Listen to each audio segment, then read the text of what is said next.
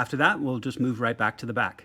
All right, so as you can see the wheel's on, one last look here before we move on. I've put the wheel on, I've put the lugs in that typical star pattern to cinch them down.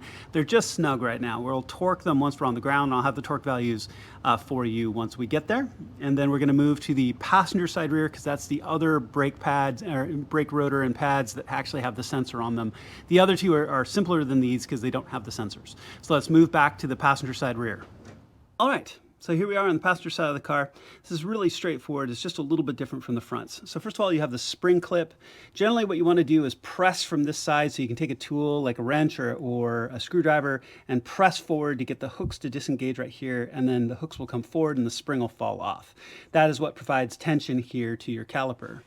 Then on the back, you have two, these are 7mm Allens. Make sure to take the caps out, top and bottom. These guide pins, you're gonna wanna take both of those guide pins out, back them out. You can see where they're secured right here and they'll back out, and then this will be loose. Then you can wiggle this off away from the brake pads.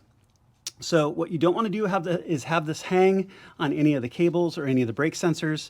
So what you're going to want to do is also, in addition right here, you're going to see a very large cable right here. You're going to want to back this out of its clip.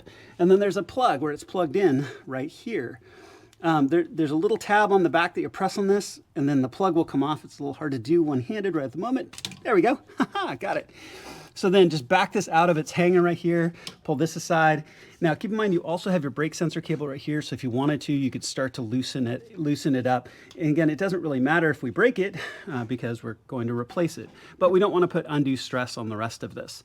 So pull the spring clip, back out with a 7mm Allen, back out both of these guide pins, swing this off, and then either hang it or set the caliper on top of a box or something so you don't put any tension on any of the motors itself.